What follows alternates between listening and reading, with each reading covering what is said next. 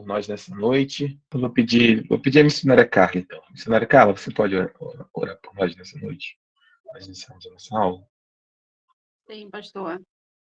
Amado Deus, chegamos diante da tua presença nesta noite, Senhor, para te agradecer por mais um dia que o Senhor nos concedeu. O Senhor esteja nesta aula, Senhor, seja o condutor, use o pastor Amém. da maneira que tu queres, Senhor, Amém, para Senhor. que venhamos todos, Senhor, absorver o melhor de ti, Pai. Toma tudo em tuas mãos e já te agradecemos, em nome de Jesus. Amém. Em nome de Jesus. Amém. Amém, irmãos. Hoje nós vamos dar continuidade, né, à aula de estudo de número 3, na verdade. Essa é a quarta aula, se não me engano, aula de número 4 do estudo 3, sobre os atributos de Deus, né? Na semana passada nós falamos um pouco sobre a questão da imutabilidade, sobre a questão da eternidade, e hoje nós vamos retomar a partir da infinitude, né? São conceitos próximos em relação à eternidade, à infinitude, mas são ao mesmo tempo que são próximos, são totalmente diferentes, né? E a gente precisa conhecer um pouco a respeito disso. Então, quem tiver com a apostila e puder ler, nós estamos no item D, infinitude, e se você puder ler, começa assim: significa que Deus... Vou ler, pastor. Amém. Significa que Deus não tem limites ou limitações. Não é limitado nem pelo tempo, nem pelo espaço. As Escrituras descrevem essa qualidade divina. Infinitude não é o mesmo que onipresença. A infinitude aponta mais para a transcendência de Deus, já que não está limitado pelo espaço. E a onisciência aponta para a imanência de Deus, já que está presente em todos os lugares. Só uma correção na apostila de vocês, quando ele diz assim, a transcendência de Deus, perdão, a infinitude aponta mais para a transcendência e a onisciência aponta para a iminência. Na verdade, é a onipresença, tá? A onipresença aponta para a imanência de Deus, já que está presente em todos os lugares, tá bom? Então, aí não é onisciência, é onipresença o termo, tá bom? Então, o que a gente está falando aqui sobre a infinitude? Se alguém puder abrir em 1 Reis 8:27, em Atos 17, 24 e 28, enquanto eu vou fazer uma introdução. A infinitude de Deus, ela aponta muito mais. Não é simplesmente a sua presença, mas é no sentido de que Deus, ele não tem limitações, Deus não tem limites, ou num sentido mais simples, né? Deus não tem bordas nesse sentido, né? Deus não está limitado como nós, em termos de limites de sentido, sabe? A sabedoria de Deus, a nossa é limitada, a de Deus não. A presença de Deus, a ciência de Deus é limitada, nós não. Deus, ele é infinito em todos os sentidos, inclusive ele não está limitado a tempo, a espaço, a nada. Deus, ele simplesmente ele não possui, ninguém pode limitar Deus. Deus, ele vamos dizer assim, ele é infinito em todos esses sentidos, né?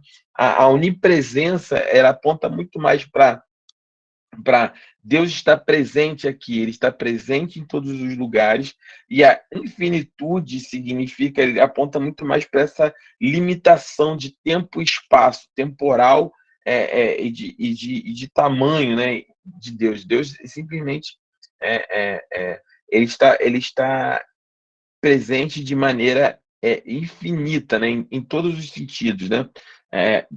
Diferente do ser humano, né, que ele é limitado pelo tempo, pelo espaço, pelas circunstâncias, pelo momento, né? Então, tem gente que fala assim, olha, naquele momento eu não consegui pensar direito. Deus não tem limite. Deus, em nenhum momento limita Deus. Deus não é limitado a sua sabedoria, o seu amor. Domingo, eu preguei sobre isso à noite na Igreja Amendoeira, falando sobre isso. Nós que colocamos um teto para aquilo que Deus pode fazer, né? Nós dizemos assim, olha, até aqui Deus fez e isso é o limite do que Deus pode. Não, não. Deus, ele pode absolutamente tudo, dobrar a realidade, fazer como ele quer. Deus, ele é infinito em todos os sentidos. Vamos ler o texto de 1 Reis 8, 27 e Atos 17, 24 a 28. Deixa eu abrir Atos aqui. Se alguém puder ler, 1 Reis 8, 27.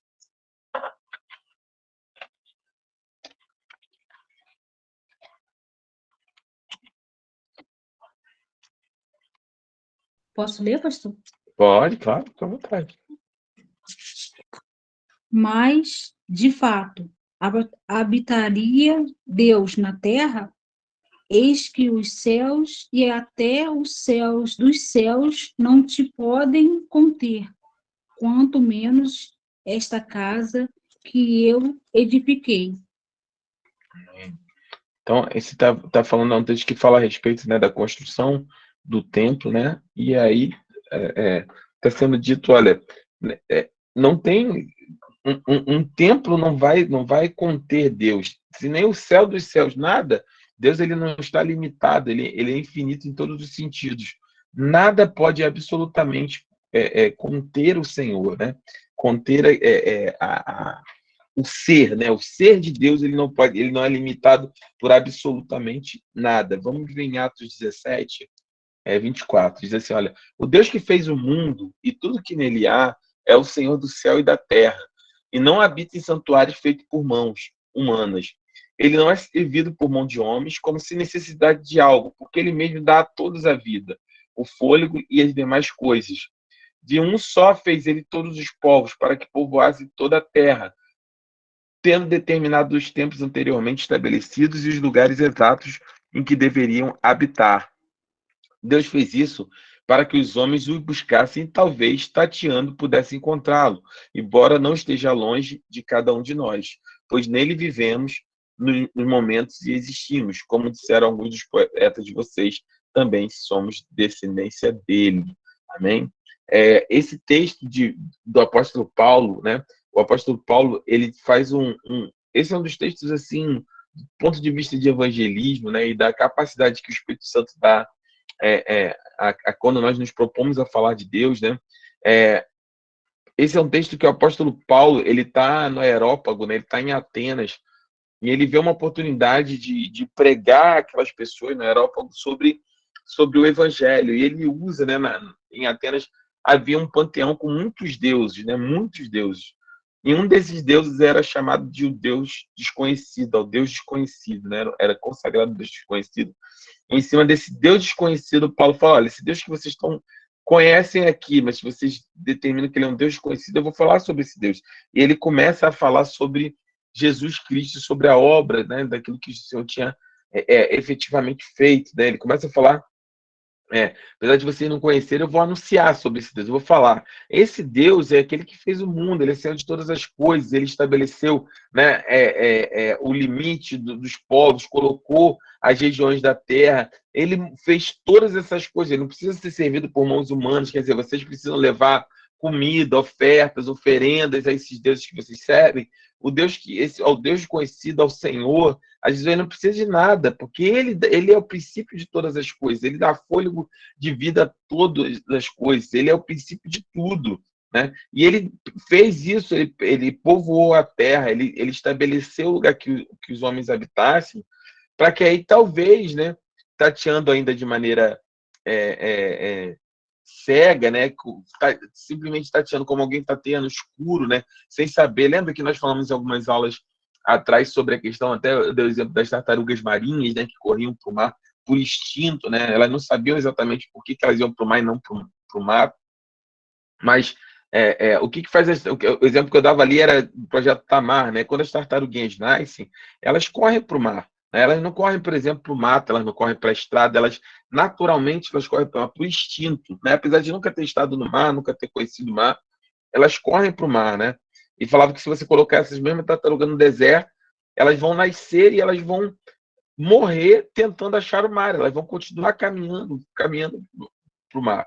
Assim é o homem tem por instinto essa necessidade de Deus.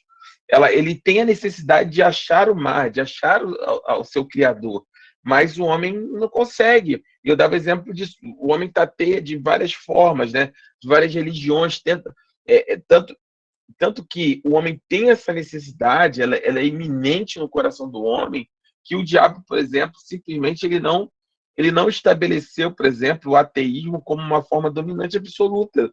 Na verdade, os ateístas é um grupo muito pequeno dentro da nossa sociedade. Só que foram criadas, né, diversas religiões que se afastam do Senhor e dos princípios do Senhor. Para quê? Para que tentasse, de alguma maneira, confundir essa necessidade. O homem nasce com a necessidade do transcendental.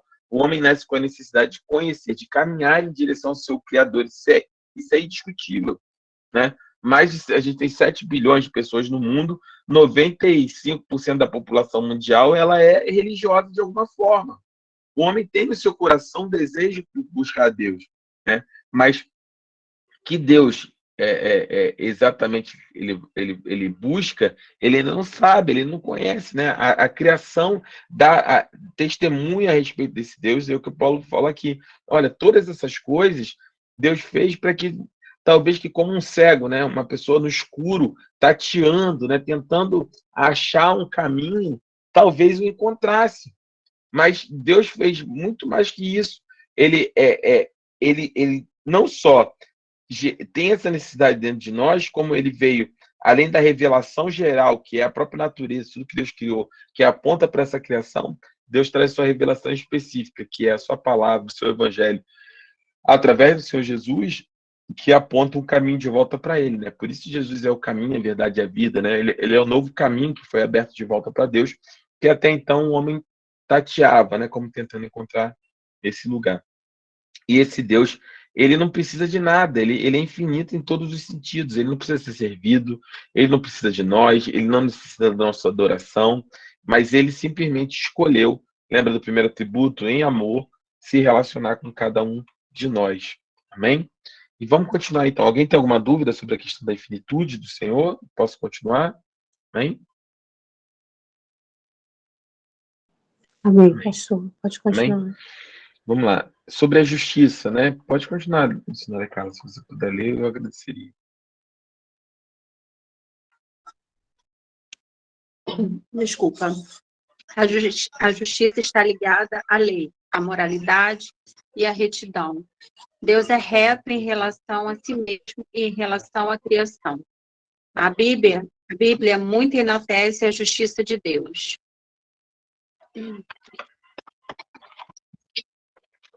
Continua, Amém. pastor. Não, aqui termina ali o texto, né? E aí a gente vai falar sobre a justiça. A justiça é uma das características, né? Mais talvez conhecida, né, e apregoada a respeito de Deus no meio pentecostal, por exemplo, né? Não, porque Deus é juiz, Deus ele executa juízo. Em Atos capítulo 17, então um pouco mais abaixo do texto que eu li, fala assim, ó, pois ele estabeleceu um dia que há de julgar o mundo com justiça, por meio do homem que designou, e deu prova disso a todos, ressuscitando dentre os mortos, né? A própria ressurreição de Jesus é o apontamento para que Deus vai ressuscitar a todos e haverá o momento, lembra que a gente falou em Apocalipse, de que o homem vai se apresentar diante de Deus, Apocalipse capítulo 20, o grande trono branco, o homem vai se apresentar diante de Deus para que Deus exerça a justiça, né? Mas nesse momento, e acho que foi uma pergunta, se não me engano, até da Yasmin, há um tempo atrás, também nós falamos aqui na aula, e me corrija se eu estiver equivocado, sobre como é difícil para nós, né? Vocês percebem agora, assim, como a gente vai construindo, né, ao longo das aulas, um arcabouço, né, um pano de fundo para a questão da nossa fé. Lá na pergunta da Yasmin, ela falou, é muito difícil para nós explicar por que acontece tanta coisa ruim no mundo, né? Sabe, por que pessoas sofrem, por que crianças morrem de câncer, por que o ser humano, o bom sofre, se pessoas boas são assaltadas e mortas, sei lá, acidentes com famílias, por que as coisas ruins efetivamente acontecem, né? E esse era um questionamento que é feito desde sempre, né? Eu dei o exemplo aqui do filósofo Epicúrio, que propôs isso, falou, olha, de maneira objetiva, né? Se Deus é bom e todo-poderoso, tem um problema nisso aí, porque se Deus é bom e poderoso e deixa o homem sofrer, então ele deixa o homem sofrer ou porque ele não é bom e ele não pode ser Deus, ou porque ele não é todo-poderoso e ele também não pode ser Deus, porque ele não consegue, mesmo sendo bom, ele não consegue impedir o sofrimento. E eu falava sobre esse texto, né? A Teodiceia, o texto, essa análise chama Teodiceia cristã, é no ponto de vista de que Deus ele decidiu se relacionar com o homem na base de outro atributo, que é na base do amor. Porque o amor, ele gera esse caráter longânimo, né? Ele traz a Deus uma outra, a gente vai ver aqui uma outra característica, que é a longanimidade de Deus, né? Que gera justamente essa questão, porque se entendam o seguinte, Deus não é um todo compartimentado, Deus não é isso tudo, né? Deus dividido em várias partes, é Deus, tudo isso são características, são atributos de Deus, e todos eles são perfeitos em harmonia. Então, se Deus executa, por exemplo, simplesmente a justiça, eu falava sobre isso, Deus não precisaria, não é só acabar com o mal, é acabar com o malvado. Por que a humanidade sofre? Porque o homem é ruim, o homem é mau na sua essência. Né? Você fala assim, por que as criancinhas passam fome no mundo, por exemplo? Por que tem pessoas que passam fome no mundo? Não é simplesmente porque Deus não consegue ou não terminou com a fome no mundo, não é porque o ser humano é mau.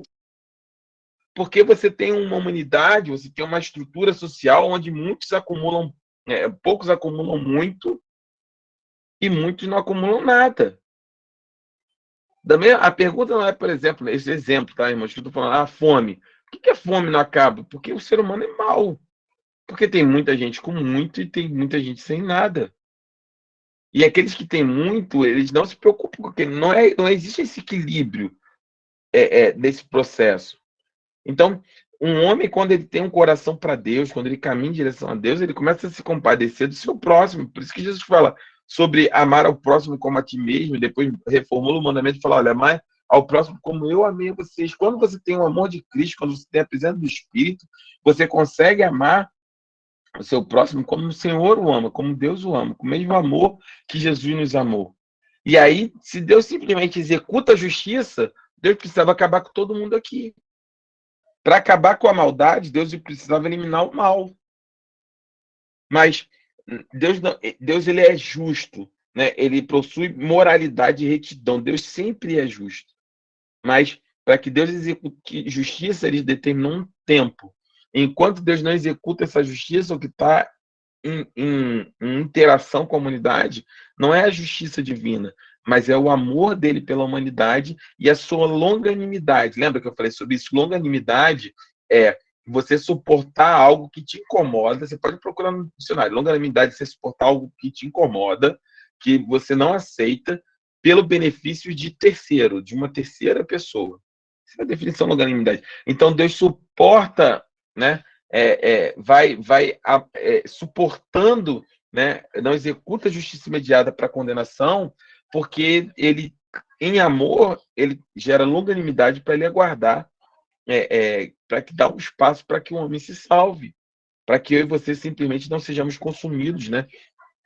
Pela justiça de Deus, mas tenhamos a oportunidade de encontrarmos ao Senhor. Boa noite a todos. Boa noite, Sil. Boa noite. Seja bem-vindo, minha irmã. Boa noite, Catiele. Boa noite. Para que você tenha a oportunidade de aceitar o Senhor Jesus. Para que nós tenhamos a oportunidade de entendermos efetivamente o plano de Deus para a humanidade, e o homem tem esse espaço, né, entre o juízo de Deus e o amor de Deus. Existe a longanimidade aqui. E é nesse espaço aqui que Deus tem suportado, em amor, todas essas coisas, para que nós tenhamos um espaço, nós, o homem, temos um espaço para que nós sejamos expostos, né, ao Evangelho da graça, à graça de Deus, para que a gente possa ter a oportunidade de alcançarmos redenção. Mas vamos ler lá Salmo 11:7, 19:9 e Daniel 9:7. Daniel, vou abrir aqui, quem puder abrir Salmo 11:7 e 19:9, por gentileza. O pastor, que diz assim: porque o Senhor é justo e ama a justiça, o seu rosto está voltado para os retos. Aleluia. Amém. Amém. E 19:9 fala: o temor do Senhor é limpo e permanece eternamente. Os juízos do Senhor são verdadeiros e justos, juntamente. Então, Daniel 9:7 diz assim: Senhor, tu és justo e hoje estamos envergonhados. Sim, nós, o povo de Judá, de Jerusalém e de todo Israel, tanto os que estão perto como os que estão distantes, em todas as terras pelo quais nos espalhaste por causa da nossa infidelidade para contigo. O Senhor, irmãos, essa é uma característica, né? Que nós precisamos estar sempre muito atentos em relação à justiça de Deus. Muitas das vezes nós simplesmente não entendemos, não temos a percepção que, de alguma maneira, não, Deus não está executando a sua justiça, né? Não está sendo justo naquela situação, mas a nossa percepção é que está equivocada a respeito da situação, né? A nossa infidelidade, ela é incapaz de nos deixar perceber quando Deus está executando de maneira justa os seus propósitos, os seus juízos, né? Então, Deus, ele é justo, né? Ele é reto em relação a si mesmo e em relação à própria criação, tá bom? É isso que nós vamos. Alguma dúvida sobre esse aspecto? E que fiquem à vontade. Eu gosto quando vocês Não. comentam ou perguntam. Alguém tem alguma pergunta? Fique à vontade, tá bom? Amém, Lorena? Paz. Rapaz, boa noite. Boa noite. Pastor, na verdade não é uma dúvida nem uma pergunta, né? Acho que se a Yasmin tiver aí, ela vai recordar. Há pouco tempo a gente estava conversando com uma amiga e ela é católica, né? E aí ela estava falando de como que os católicos e como ela percebe acho que é canonização, né? Que fala. E aí ela estava falando sobre isso e ela veio com uma infinidade de questionamentos, né? E falando sobre isso. E aí ela perguntou, né? Mas se Deus ama tanto a gente, né? Por que que ele não te concederia? Por que que ele não te daria? O que ele mais quer, na verdade, é que a gente siga uma vida santa. É isso ela falando. Que ele mais quer que a gente siga uma vida santa, né? Então, assim, se ele te ama tanto, por que que ele não te concederia esse privilégio, essa honra, não sei, né? E aí ela estava falando sobre isso. E aí, Edmir, é porque ele é o Senhor, né? Só ele que é santo. Mas ninguém. Nós não somos, né? E aí, a gente estava falando sobre isso agora, né? Sobre essa coisa do amor de Deus, né? Assim, de como que... E aí eu me lembrei disso, e Yasmin... E a gente estava conversando com ela e a Yasmin estava nervosa, falando, e ela não conseguia entender. E aí eu, gente, calma, né? Calma lá. Tá, vamos só separar aqui um conceito que é importante, que a gente está falando de, quando você fala dessa vida santa, né? Ela estava se referindo à nossa santidade nossa, no sentido assim, de nós temos uma vida reta, uma vida santa, ou ela estava de considerar a santidade no sentido de transformar alguém em santo? Isso, de transformar alguém em santo. Alguém santo, tá? Então, porque são coisas diferentes, né? Então, a gente está falando sobre transformar alguém em santo, né? Sim.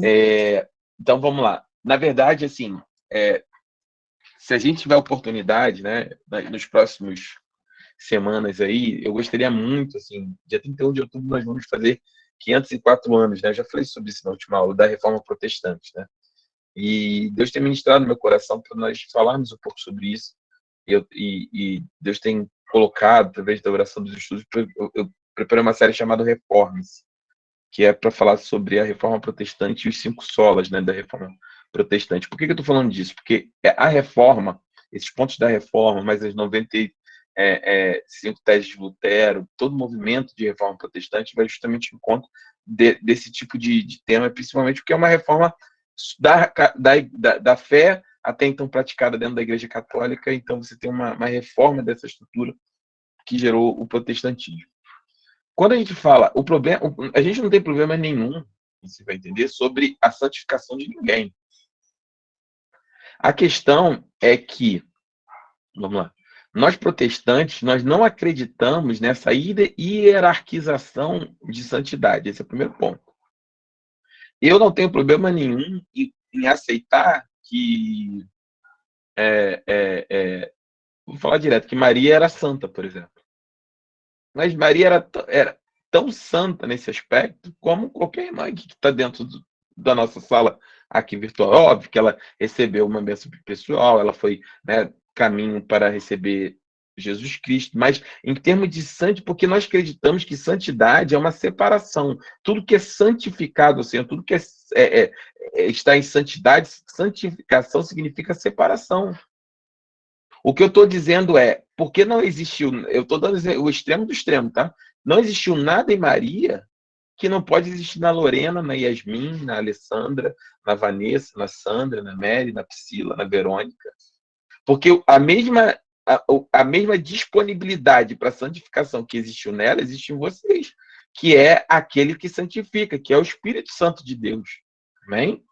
Então, a nossa santidade, ela é exercida não por nós mesmos, não é uma característica da Maria, da Joana, do José, do Manuel, do Paulo. Não. Óbvio que a gente sabe que existem homens, né, Deus, os apóstolos, né, tem toda a honraria. Óbvio, mas eu estou dizendo o seguinte, do ponto de vista de santificação, esse é o primeiro ponto. Não existe, na nossa igreja, não existe o pastor ser mais santo do que o irmão, que não vai existir o diácono ser mais santo que a irmã. Não, todos nós podemos e devemos ser santos, porque a santidade não é uma premissa do ser humano, a santidade é uma premissa de Deus. Deus exige claramente, Deus fala, olha, sede santos porque eu sou santo. Sejam santos porque eu sou santo. Sejam santos porque eu preciso que vocês sejam separados. Eu preciso que vocês se santifiquem, que vocês mortifiquem a sua carne e passem a ver, a gente estava falando sobre isso, até você está vivendo agora, passou pelo batismo nesse sentido, é matar a velha natureza e nascer para viver não mais as obras da carne, não mais pelo desejo da carne, mas no fruto do Espírito, vivendo através do Espírito Santo de Deus. Exatamente. E por que sem santidade ninguém verá Deus? Ninguém vai ver. Ah, mas pastor, eu não sou santo. A gente sabe disso, eu também não sou. Mas o que nos santifica, o que nos separa é a presença de Deus em nós, é o Espírito Santo de Deus agindo em nós. Então, esse é o primeiro ponto. Nós não acreditamos nessa hierarquização de santidade. A santidade está disponível para todos nós. Isso na Reforma Protestante se chama o sacerdócio universal do cristão. Nós temos o sacerdócio universal. Você não está limitado a submisso. Você está submisso em autoridade ao pastor, para orientação, para sua vida espiritual, para sua condução espiritual, como um ajudador de Cristo, como alguém que foi, vamos dizer assim, ungido para Deus em autoridade para te ajudar. Mas não existe intermediação entre você, o pastor, você, a pastora, e Deus. E esse é o segundo problema dessa santificação que existe no catolicismo. Porque eles acreditam, porque o que acontece? Eles acreditam, né, que existem intermediadores entre nós e Deus. Então, eu vou pedir a Santa A, a Santa B, ou Santo A, ou Santo B, para que ele intervenha. Não é isso? A oração da Ave Maria, por exemplo, que rogue por nós, que faça a intermediação por nós, entre nós e Deus, que você rogue por nós na hora da nossa morte, faça essa intermediação. E nós não acreditamos. 1 Timóteo 2,5 fala muito claro sobre isso, pois existe somente um Deus e somente um mediador entre Deus e os homens. E quem é esse mediador? É Jesus Cristo, mas ninguém. Essa é a nossa questão. Por isso que nas 5 solas da Reforma Protestante, e acho importante a gente falar disso, se tiver a oportunidade, nas próximas semanas, né, numa série na igreja, é falar assim que somente Cristo, sola Cristo, somente Cristo, somente Jesus, mais ninguém. Não existe intermediário.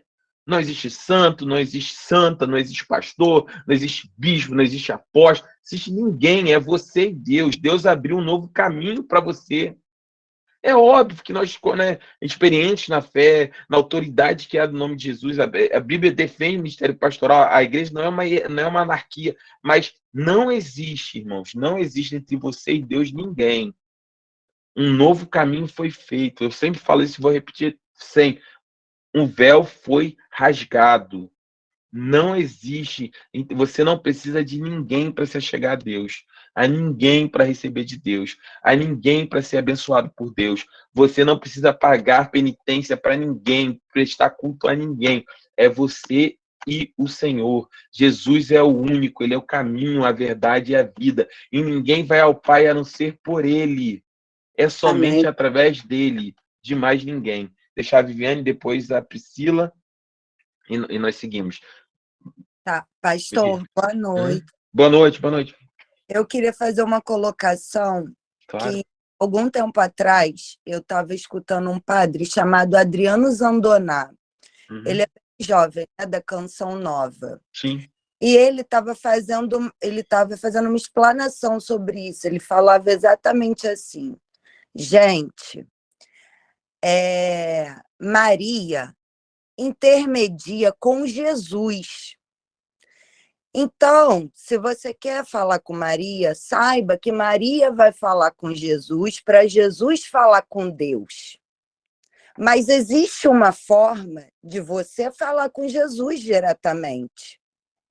Então, ele deixava claro, e eu lembrei disso porque eu estava conversando isso com a minha cunhada, né?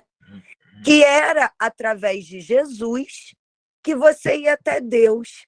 E aí eu até levantei isso com a minha cunhada. Não pode ser porque a mulher, né, a figura de Maria, que é a mãe, que tem aquela coisa, né, da maternidade, de acolher, de nutrir, que tenha sido, de repente, escolhido pela Igreja Católica numa maneira de aproximar de outra forma as pessoas, porque eu achei essa maneira como ele explicou muito interessante, sabe?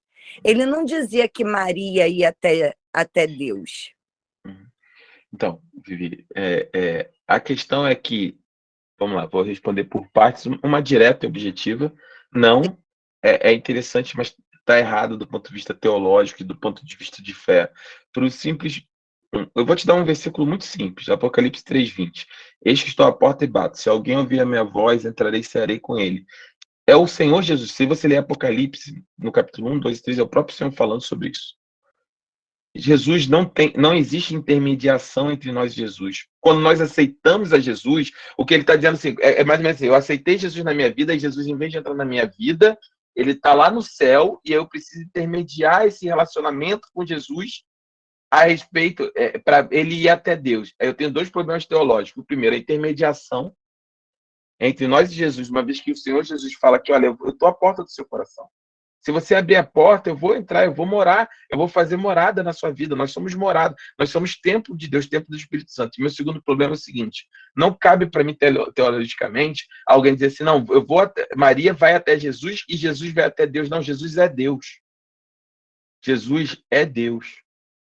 Jesus é o próprio Deus. Jesus é o Filho, mas Jesus, o Deus que nós queremos é o Pai, o Filho e o Espírito Santo. Jesus é Deus, assim como o Pai é Deus e assim como o Espírito Santo é Deus. Não existe Jesus e a Deus. Jesus é Deus. Não existe intermediação entre nós. E esse discurso católico ele é muito bonito em vários aspectos, mas o que eles esquecem é que, do ponto de vista bíblico, nenhuma passagem bíblica reafirma esse aspecto. E a gente tem que voltar um pouco antes, Vivi, para a gente estudar a questão da construção da história da igreja. A gente pode dividir a igreja em compartimentos. Nós temos o ministério de Jesus, a igreja é formada a partir de Atos capítulo 2, a descida do Espírito Santo sobre os apóstolos. A partir dali começa a história da igreja. Você tem o primeiro, o segundo e o terceiro século de uma igreja impactando até então o mundo conhecido, sendo perseguida pelo Império Romano, o império dominante até então, até que em 300 anos depois de Cristo, né, no ano 300, existe uma conjunção, uma aproximação do Estado, que até então era laico, da igreja. E aí você transforma a fé cristã, através do imperador Constantino, você transforma. A gente pode estudar isso depois, a história da igreja. Você transforma a igreja na religião oficial do Estado. A igreja passa de perseguida a fazer parte do Estado. Só que o problema é que, junto com essa acoplagem do Estado à igreja, você tinha um Estado romano que tinha toda uma cultura, toda uma bagagem, todo um panteão da cultura grega. E, semelhantemente, também um panteão romano. Então, você tinha vários deuses. Você tinha Júpiter, você tinha Saturno, você tinha Afrodite. Você tinha uma série, um panteão de deuses. E que, quando a igreja ela é acoplada no Estado, você tem ali, nesse movimento político, religioso, você também tem uma tentativa ao longo da história de aconchambrar esse panteão de Deus. E aí você traz para dentro da estrutura da igreja cristã esse panteão. E aí você vê, é mais ou menos como ocorre, né, se você com essa história do candomblé, a acoplagem, o sincretismo que há entre religião católica. Você tem ali, por exemplo, a formação das religiões de matriz africana, no primeiro momento, com a primeira vinda dos escravos para o Brasil, eles chegam aqui, eles obrigatoriamente são obrigados a cultuar e a seguir a religião católica, e aí o que eles fazem? Eles fazem o sincretismo, eles fazem um depara de todos os santos. Então, hoje você tem, isso é tão claro que hoje na religião de matriz africana e a igreja católica, normalmente você tem um depara de cada santo. Para cada santo você tem quase que uma entidade correspondente.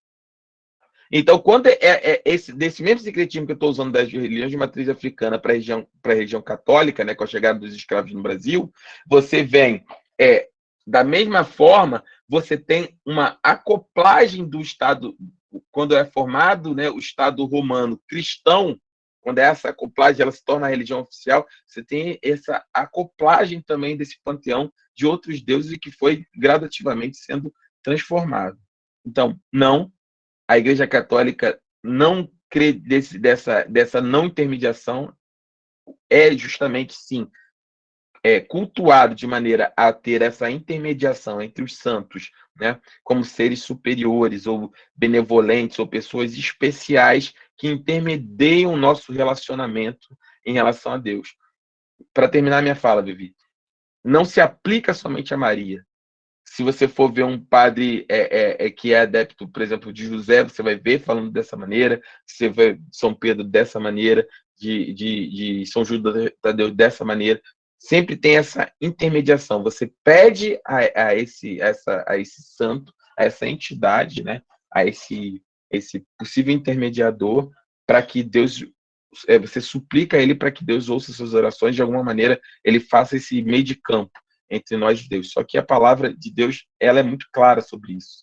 Anote, leia essa questão que está em 1 Timóteo 2,5, por exemplo. Alguns irmãos colocaram aí, a Eliane, João 3,13, ninguém jamais subiu ao céu, a não ser aquele que veio do céu, o Filho do Homem que está no céu. Logo os mortos esperam a volta de Cristo e não podem interceder. Somente aquele que morreu por nós, pecadores, vive está. Amém. Então, assim, esses irmãos, com certeza, eles têm destaque no reino espiritual, né? No sentido de foram grandes homens, grandes mulheres de Deus, sem dúvida alguma. Mas no final do dia, nenhum deles é capaz de intermediar o nosso relacionamento com Deus. Deus abriu um novo e vivo caminho. Nós temos entrada direta ao Santo dos Santos, ao santuário de Deus. Lembra que eu falei sobre isso lá atrás, no Antigo Testamento? Nós precisávamos da figura do sumo sacerdote ali fazer uma intermediação, né? Somente o sumo sacerdote entrava na presença de Deus, somente o sumo sacerdote ofertava pelos pecados passados, mas quando Jesus veio, ele vem para ser o sumo sacerdote definitivo. Através de Jesus, nós temos um novo e vivo caminho até Deus. Não sei se está claro, Vivi, Priscila também pode falar, pode vir com a tréplica, a réplica, aí fica à vontade, tá bom? Não tem problema. Pastor, é 1 Timóteo, qual mesmo? 1 Timóteo, no capítulo 2, versículo 5. Obrigada. Amém, pastor. Tá me ouvindo? Tô ouvindo. É que minha fone está um pouco ruim. Na verdade, as pessoas, né, o ser humano, eles têm dificuldade em entender um grande homem de Deus, né, que está sendo usado como um santo, né? Quer colocar como santo, como um Deus, né? Maria, na verdade, foi privilegiada, né? Deus achou graça, né, da maneira que ela se entregava, da maneira que ela se santificava, e deu a ela essa graça, esse privilégio de carregar o Filho de Deus, né? Mas aí as pessoas olham e colocam como, não, uma santa como todos os outros homens na Bíblia, né? Que inclusive a igreja coloca, né, como santos na igreja, né? porque não consegue, né? Separar, né? Uhum. A maneira deles se entregar para o Senhor e fazer Deus fazer sinal, fazer, né, obras, né, através do Senhor na vida deles. Eu conheço pastores que são muito usados por Deus e as pessoas começam a adorar esses pastores, né? É Uhum. porque não sabe separar, né? Sim. Então Sim. esse foi o meu... E a idolatria sempre teve no coração do homem, né? Eu não estou dizendo assim, Exatamente. de maneira muito clara, não. A gente critica, por exemplo, os católicos, mas muitos crentes têm idolatria, né? Idolatria pelo pastor, idolatria pelo bispo, Isso, idolatria. Gente, você vê culto aqui, eu abro culto no YouTube aqui, quando você quer ver, é o profeta fulano de tal profetizando. Assim, exatamente. é, é, Tá difícil nos dias de é, hoje que nós estamos é difícil. vivendo, né? São pessoas seguindo pastores, os pastores falam, eles não procuram a verdade, não procuram examinar as escrituras, né? A gente precisa ver em Atos, a gente está lendo Atos 17 aqui, né? Se você voltar um pouquinho atrás no texto, você vai ver na Atos 17, deixa eu pegar aqui a referência,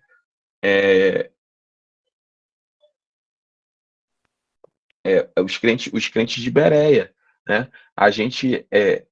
A questão, nós precisamos ser como os crentes de Bereia. Quem eram os crentes de Bereia? Eram os irmãos, né? Que eles verificavam, vou pegar aqui a referência, só para não deixar em branco, eles verificavam, né? Tudo aquilo que era pregado, ó, ele botava assim, ó, Atos 17, 11 e 12. Ó, o povo de Bereia tinha o espírito mais aberto que de Tessalônica, ouvindo de boa mente a mensagem, examinando dia após dia as escrituras, para ver se o que Paulo e Silas diziam era exato. O resultado foi que muitos creram, incluindo várias senhoras gregas, muito respeitadas, e também poucos homens. Nós precisamos ser esses crentes de Bereia. Ó. Os bereanos, eu vou ler aqui na NVI, os bereanos eram mais nobres que os tessalonicenses, pois receberam a mensagem com grande interesse, examinando todos os dias as escrituras para ver se tudo era assim mesmo. E creram muito dentre os judeus, bem como dentre os gregos, um bom número de mulheres de elevada posição e não poucos homens. Então, nós precisamos ser crentes de Beré, precisamos ser bereanos. Não é o fato de eu ser pastor da igreja que eu chego aqui e falo, não, olha, é isso mesmo que o pastor está falando? Peraí, o que a palavra me fala sobre isso? Né? A Bíblia, gente, o protestantismo, ele trouxe para a gente algo muito poderoso. Por isso que eu estou falando da reforma aqui, ele nos deu a capacidade de termos a palavra, primeiro, na nossa língua. Antigamente só era em latim, ninguém lia, ninguém entendia. O protestantismo vem e diz assim, olha, não, peraí. Não é privilégio de alguns, de um alto clero ter a palavra. Não, todos precisam ter. Traz a tradução da palavra para a nossa língua. Segundo, ele nos deu o sacerdócio universal do crente, tem como premissa o livre examínio das escrituras. Examine as escrituras. Você tem esse direito, olha na palavra. Você examinar de forma livre as escrituras não significa você interpretar de forma livre. As pessoas confundem. Examinar a escritura é uma coisa, interpretá-la da maneira como eu quero é outra completamente diferente.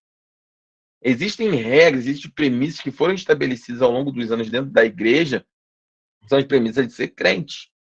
Eu vou examinar a escritura e falar lá, meu pai, Jesus falando, meu pai, na casa do meu pai tem muitas moradas. Legal? Você pode examinar. Quando eu falar do pastor pregando mesmo. O Senhor tem no céu, preparar na cidade celestial, como está escrito em Apocalipse, a gente vai receber, vai morar com o Senhor eternamente. Tal. O Senhor Jesus falou, olha, na casa do meu pai, lembra de João capítulo 13? Ou 14, acho que é 14. Na casa do meu pai tem muitas moradas. É até a música da Luísa Rosa, né? Um louvor que eu amo da Luísa Rosa. Da casa do meu pai tem muitas moradas. Se não fosse assim, eu teria dito para vocês, calma, vocês têm um lugar para onde ir. E é na casa do meu pai, lá que vocês vão morar eternamente comigo. Aí, esse é o livre exame da escritura. Não, pastor, falou a verdade. Ele diz que eu tenho um lugar para morar, eu vou morar na eternidade, Deus tem um lugar preparado para mim, Jesus está lá preparando, e ele vai voltar para mim buscar para me morar lá. Legal, examinei a escritura. Check, tá valendo.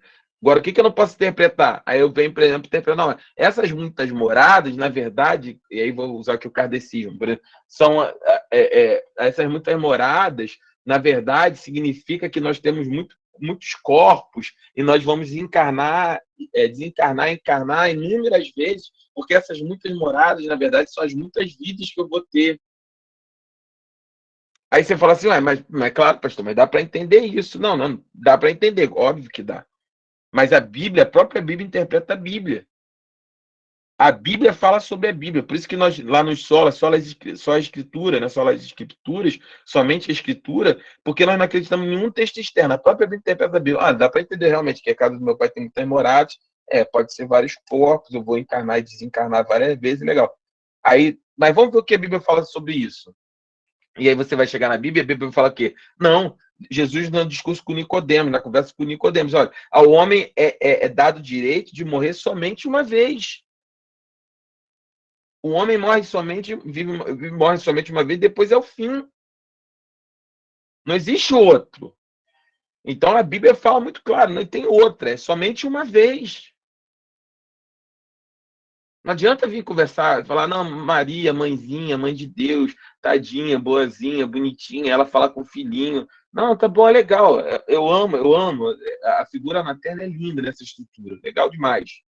Mas a palavra diz que não existe nenhum intermediador entre nós e Deus, a não ser Jesus Cristo. Ele é único. Pastor, Amém. só Claro, uma colocação. claro. Até nessa conversa que eu estava tendo com ela, né, com a minha cunhada, eu falei, Lídia, eu só não entendo por que se na palavra está escrito, né, que a gente pode ir direto conversar com Jesus, a gente tem que usar um santo. Esse foi o meu questionamento a ela, né? Porque é católica, e a gente estava conversando sobre essas coisas. Sobre essa coisa da idolatria, eu, depois que me converti, comecei a conversar com algumas pessoas convertidas, né? E é impressionante porque, assim, eu não vejo isso dentro da nossa igreja, porém vejo em outras tantas igrejas, igrejas que oferecem, protestantes, tá, pastor? Sim, sim. Vários cursos. Aí eu, por exemplo, tenho uma amiga com quem eu converso muito, que ela vem me falar umas regras. Aí eu falo, mas onde está escrito isso na palavra? Não, isso não está escrito na palavra. Isso foi de um curso que eu fiz da universidade, não sei o quê. Aí eu, amiga, mas isso é uma regra da sua igreja ou é uma coisa que está escrita na palavra? Não, é porque o meu pastor, ou seja, se é uma religião, eu entendo assim, tá, pastor? Se eu estiver errada, por favor, me corrija. Que te oferece, e isso eu escuto muito da menina que trabalha aqui em casa, que é evangélica. Ela, como é que é o nome? Que o senhor falou agora. Bereia, crente de Bereia. Bereanos. Não. Bereanos. Ela fala assim, Viviane, a gente tem que ser bereano. Tudo que o meu pastor fala para mim, eu vou consultar na palavra. É claro. E aí, se é uma religião que te oferece isso, que te faz pensar com essa cabeça, por que tantas outras igrejas, mesmo dentro do protestantismo, quase que te oferecem outro tipo de religião?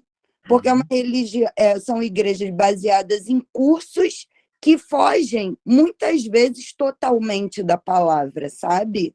São coisas que eu ouço, que eu vou lá na Bíblia procurar, sabe? Consultar, ver onde é que está escrito, e muitas vezes eu não acho.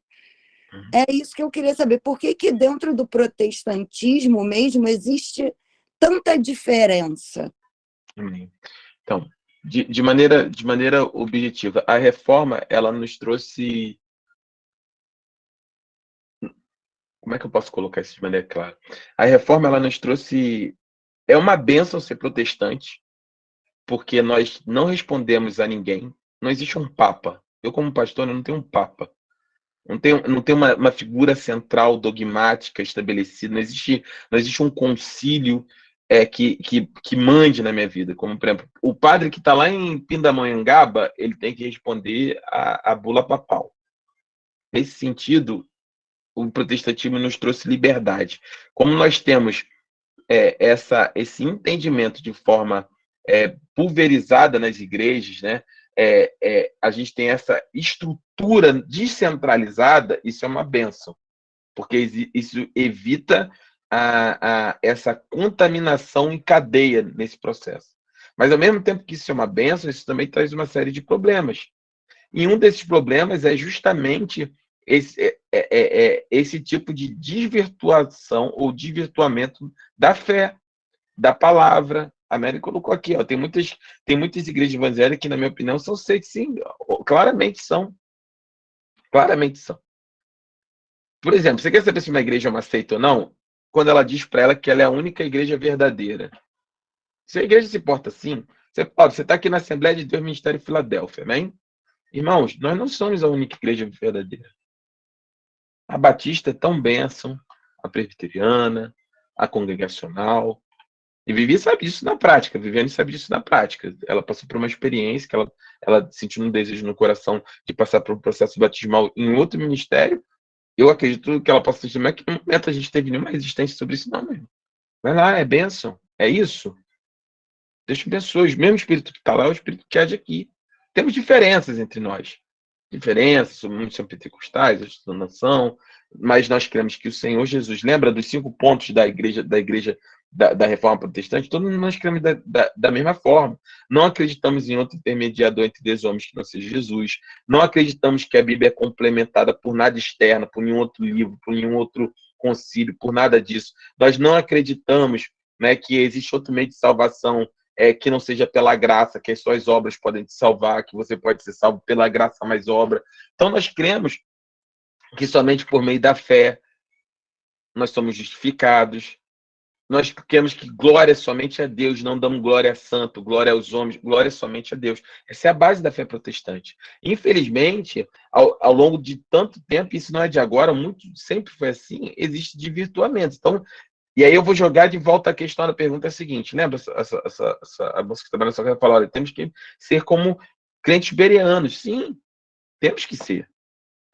Só que o problema é que não somos. Nós estamos aqui, olha, 9 horas da noite, temos 29 pessoas nessa sala.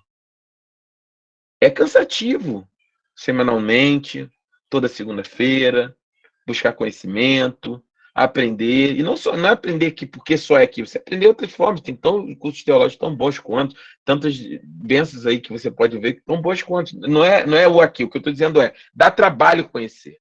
A palavra de Deus em Oséias diz que o povo de Deus perece por falta de conhecimento. Então o movimento de perecer é culpa de quem está fazendo isso com o povo, ok, mas também é culpa do povo, porque a falta de conhecimento, ter ou não conhecimento, é uma decisão pessoal de cada um aqui. Você não pode terceirizar essa responsabilidade. O que eu estou dizendo as pessoas que estão lá na fé, elas creram, é direito, é dever de cada crente protestante de Cristo Jesus protestar nesse sentido de, olha, olhar e falar, peraí, está na palavra? Preciso conhecer, não conheço tudo. Só que não confunda, por exemplo, movimentos ditos protestantes também que arrastam uma multidão, porque isso aconteceu com o próprio Jesus. Lembra quando Jesus está falando, ele prega, ele faz o sermão do monte, aí ele faz a multiplicação dos pães. Imediatamente ele atravessa, né? Ele passa a noite, ele atravessa o mar, né? Ele atravessa de barco, né? Ele não sai no barco, aí ele tem aquele período que ele atravessa sozinho, né? Encontra com os discípulos, e ele já está do outro lado. Aí a palavra diz o seguinte: olha, no outro dia, a multidão vendo que Jesus não estava, eles atravessam atrás de Jesus também para encontrar Jesus. E quando chega lá, Jesus confronta ele de maneira muito clara. Jesus fala assim: olha só, ninguém está vindo aqui atrás de mim pelo que eu estou falando. Ninguém aqui está vindo atrás de mim por quem eu sou. Ninguém aqui reconheceu que eu sou o Messias. Todo mundo que está vindo aqui, vocês só estão vindo aqui porque vocês comeram pão ontem e comeram peixe, vocês foram alimentados. Vocês estão vindo pelo milagre e não pelo Senhor do milagre. Essa multidão também, gente, assim, tudo bem que existem líderes, e eles vão pagar esse preço, eles vão dar conta, eles vão prestar conta disso com Deus, com certeza vão. A Bíblia sempre alertou sobre falsos profetas, sobre falsos líderes. A Bíblia é muito clara sobre isso, que nesses tempos teriam, e tem muitos. Mas o povo também é responsável, porque esse mesmo espírito que lá atrás, as pessoas elas estavam diante do Filho de Deus, eles não reconheceram. Elas foram atrás de Jesus somente pelo pão, pela comida, pelo milagre. E assim tem uma multidão. As pessoas elas estão atrás de Jesus hoje, não por Jesus, mas pelo que Jesus pode dar. E quem dá mais tem a igreja mais cheia.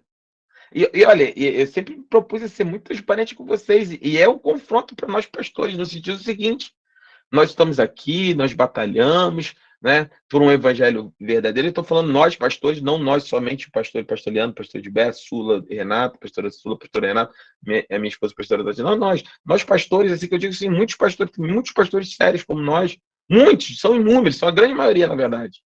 E é difícil, porque se olha para o lado, você vê assim, caramba, o cara começou ontem a igreja do poder mundial da nuvem de Moisés, que se movia no deserto, que é universal. E aí tem 50 mil pessoas lá.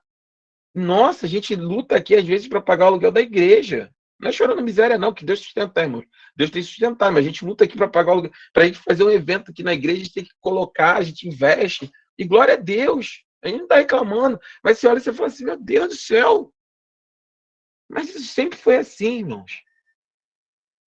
Por isso que a Bíblia fala que muitos serão chamados, poucos serão escolhidos. Poucas pessoas querem vivenciar Jesus por Jesus. Moisés, ele tem o maior exemplo disso, lembra? Quando o povo peca, assim que Deus dá as leis, dá as tábuas, o povo peca, adora o bezerro de ouro. Deus fala assim, olha, tudo bem, vamos fazer o seguinte. Esse povo é duro, e eu vou fazer o seguinte, Moisés, vai, eu vou mandar meu anjo na frente, eu vou entregar a terra prometida para o Senhor. Eu vou entregar a terra prometida que eu, o Senhor, prometi. Vou entregar Canaã, vou entregar a terra prometida. Eu vou mandar meu anjo na frente. Você vai com o povo, mas eu não vou. Mas eu não vou. E Moisés, ele entende algo que é tremendo. Que eu rogo, em nome de Jesus, que nessa noite cada um de nós aqui tenhamos isso no coração. Moisés fala assim para Deus, Senhor, se o Senhor não for, eu não vou. O que Moisés estava dizendo ali para Deus era o seguinte, não me interessa Canaã sem o Deus de Canaã. A promessa, ela só faz sentido, ela só vale a pena com o Deus da promessa. Meu irmão, se nós não entendermos isso, Deus falou, vai lá, eu vou dar tudo. Olha, vocês querem dizer, vocês vão ter terra, vocês vão ser pró, vocês vão ter tudo que eu prometi, porque lembra que a gente está falando aqui sobre fidelidade? A gente vai falar sobre fidelidade aqui de Deus. Deus, a Bíblia fala que mesmo que quando nós somos infiéis, Deus permanece, em 1 João, permanece fiel porque ele não pode negar a si mesmo. Então Deus, o povo foi fiel, ele falou, não, eu vou continuar fiel, porque eu sou fiel, eu vou entregar tudo. Só que, meu irmão, a promessa só vale a pena na sua vida com o Deus da promessa, é Ele que mais importa. A terra prometida, todas as bênçãos que o Senhor tem, de um futuro lindo para a sua vida, de uma família linda, de tudo aquilo que você já recebeu de promessa, cada um aqui tem promessas específicas de Deus para a sua vida, de libertação, de cura, de transformação, de ministério, só vale a pena com o Deus da promessa. Infelizmente, a gente vive hoje no Evangelho uma realidade entre as pessoas, e que não é nova, o próprio Jesus passou por isso. Querem tudo, menos o Deus da promessa. Querem tudo de Deus, mas não querem Deus. Porque sabe por quê, irmãos? Que quando nós queremos Deus, quando você quer Deus, quando você diz assim, olha, eu quero Jesus, eu vou seguir Jesus, Jesus não negocia. Jesus não negocia. Jesus, ele confronta você. Ele quer mudança, ele quer metanoia, mudança de postura, de coração. E dói. Dói. Você é reativo, Jesus quer te fazer manso. Você é promíscuo, Jesus quer te libertar da promiscuidade. Você é viciado, Deus quer te libertar. Jesus, ele te ama para te aceitar do jeito que você é, mas ele também te ama Amém. para não aceitar que você permaneça como você está. E dói, servir a Deus dói. Caminhar com Jesus dói.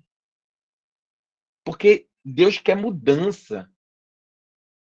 E aí é muito mais fácil, irmãos, ir ali, receber uma profecia, vai ficar tudo bem.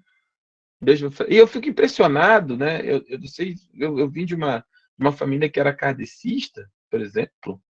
Pessoal, porque Deus fala, meu irmão, que Deus, mas ali só pode ser de Deus porque foi revelado. Meu irmão, no centro kardecista, que eu mais vi era a revelação da vida dos outros. Não me interessa a revelação. Irmãos, o diabo se transveste de anjo de luz. Não me interessa a revelação, não me interessa. Me interessa Jesus. A Bíblia é clara, é por ele, tudo é a respeito dele. A pergunta que você tem que se fazer não é se tem revelação, se tem promessa, se tem cura, se tem milagre. A primeira pergunta que você tem que fazer, cheguei aqui nessa igreja, é Jesus que está aqui? É sobre ele esse culto aqui? O centro das atenções aqui é ele? É o meu relacionamento com ele? Porque se não for, não vale a pena. Não vale a pena. A gente, irmão, eloquência é algo que faz parte do ser humano. Falar bem, convencer as pessoas.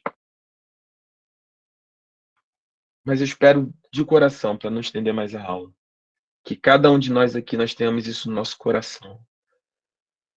Que só vale a pena a promessa com o Deus da promessa. Deus, ele é amor. Deus, ele é justo. Deus, ele é verdadeiro. Deus, ele é um Deus infinito nas suas misericórdias. E nós precisamos estar aqui por ele. Pastor, irmãos, eu sou pastor, eu tenho o prazer danado de ser pastor da igreja. Mas eu sou tão falho como qualquer outro ser humano. A minha esperança, não quero, tá, irmãos? Não quero.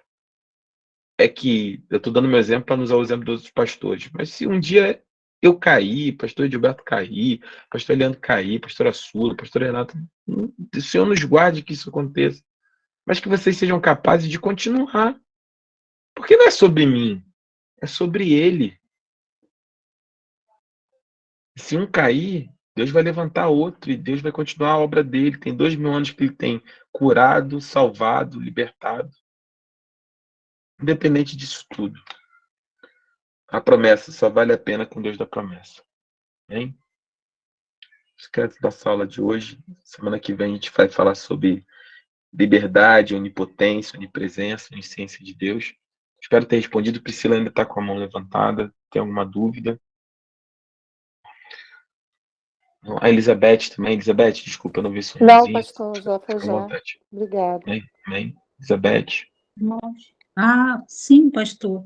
Claro, Mas o senhor já disse tudo. Foi uma parte que o senhor falou sobre Maria, que eu estou com minha irmã aqui do lado, ela quer participar também na próxima aula. Amém. Amém. O José Ricardo é meu marido, que o senhor falou mais cedo. Amém. E Amém. aí eu estava falando com minha irmã a respeito que nós viemos do catolicismo, né? Tivemos duas religiões levadas pequenas. E cheguei a fazer a primeira comunhão. E depois de adultas que viemos saber que Maria teve outros filhos, por só ver a maneira como é Sim. levado, Sim. entendeu? Para nosso conhecimento, Maria sempre foi a Virgem Maria. Não, Entendeu? nunca foi. Então, era isso que eu ia falar com o senhor nessa colocação, Sim. entendeu? Quando eu levantei a mão. E tem uma passagem que eu tirei agora, que foi da boda de Canaã, que eu queria saber do senhor, que foi daí essa maneira de falar que Maria é intercessora, por causa da festa, né, em si, Sim. que o encontro Sim, vinho sim, sim. acaba. Uhum. Só que Jesus responde para Maria: o que tenho eu contigo, mulher? Porque o compromisso de Jesus era fazer tudo o que Deus mandasse, né? Eu queria saber Exatamente. se essa colocação está certa, é isso Tá mesmo? certo, exatamente. Assim, a gente vai ver, né, na passagem, se não me engano, Mateus fala sobre isso, acho que Mateus 12, Marcos 3, versículo 31, acho que também fala sobre isso. Maria teve outros filhos, o próprio Judas, tá? Vocês sabem que na Bíblia de vocês tem Judas, amém? Se vocês não repararem, dê uma olhadinha aí, você vai ter o livro. Antes de Apocalipse, tem um livro chamado Judas, certo? Sim, já Amém? li. Já. Judas, né? E Judas, Sim. obviamente, não é o Judas, esse Judas não é o Iscariotes. Amém? Não é o Judas Iscariotes, né? Eu vi conhecer a Bíblia, pastor, depois que eu aceitei a Jesus. Eu era uma eu ia à missa e tudo mais, mas tinha a Bíblia, mas só servia de poeira na estante. Eu só Amém. vim ler a Bíblia completamente quando eu aceitei a Jesus, e aí sim, muita coisa veio a ser esclarecida na minha mente, Sim, né? sim. Quando a gente fala sobre isso, por exemplo, algumas tradições teológicas defendem que esse Judas, que escreveu o livro de Judas, era irmão de Jesus. Quando você começa a ver ali a formação da igreja, tinha Tiago, né, o iminente, né, o que ordenava ali sobre a igreja também, tinha essa posição, né, do irmão do Senhor. Então, assim, a gente não tem dificuldade nenhuma sobre tratar esses temas, amém? A gente crê realmente que eram pessoas abençoadas, cheias do Espírito, mas só existe ele. É isso que a gente falou aqui. Não tem mais ninguém, meu irmão, é sobre ele. Sobre o seu relacionamento com ele, sobre como ele te ama, sobre como ele está aqui agora, sobre como ele vai estar daqui a pouco quando a gente desligar. É ele, sempre foi ele.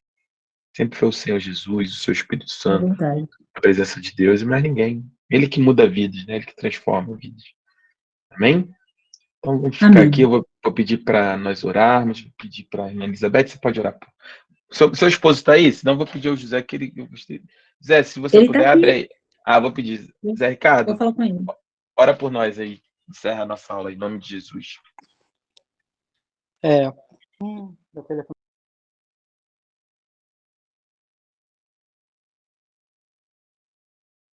Pastor, o fone dele acabou a bateria agora, vou passar para ele. Só um Tá instante. bom, amém. Paz do Senhor, meus irmãos. Paz, cara. Amantíssimo Deus, tá? Quero agradecer a Ti hoje pela vida de cada um, né? Que nos deu hoje a dia de saúde, né? Não só para nós, mas para todos os nossos familiares. Estou nervoso. Amém, Jesus. Para Amém, todos os nossos Jesus. familiares e amigos. E pedir ao Senhor, agradecer, né? Por ter dado a gente amor, né? Para a gente aprender, Amém, ter Jesus. a salvação, né? A cura, tá? E queria pedir também pelas pessoas que estão desviadas do caminho do Senhor, né? Que Ele possa vir tocar no coração de cada um, né? Que eles possam, sabe, voltar para a casa de Deus antes que chegue a tarde. E pedir também que a cada um que está nessa aula aqui, né? Nosso Senhor que abençoe a cada um, a seus familiares, né? E, como o senhor falou, só existe Ele. Não tem mais ninguém, é Amém, só o Jesus. nosso Deus, né?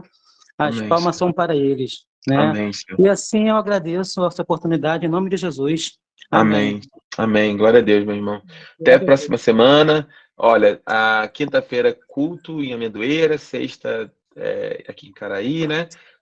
Domingo de manhã em Caraí à noite, tá bom? E não esqueça, deixa eu lembrar uma coisa aqui para os irmãos da igreja. Olha, se você também não for da nossa igreja, você está convidado, tá, meu irmão? Sábado em Amendoeira, às 18h30, nós vamos ter o Cine Família, vamos ter um momento lá de cinema, pipoca, refrigerante, guaraná, tudo gratuito, tudo livre. Você é nosso convidado, não precisa pagar absolutamente nada, a gente está fazendo isso por amor a vocês. Os pastores estão preparando com todo Obrigado, amém. carinho. Glória a Deus. Então, se ficam à vontade de estar com a gente lá para participar, um momento de alegria com a família, a gente se divertir um pouco junto, comer uma pipoca, tá bom? Vocês estão bem-vindos. Fiquem com Deus e até a próxima semana. Obrigado, Em amém. nome de Jesus, tá bom? Fiquem com Deus. Amém. Boa noite. Amém, pessoal. Amém. Obrigado. Boa noite, Amém. pastor. Boa Amém. noite, A paz. todos. Fica na paz. Boa noite a todos. Ótima semana.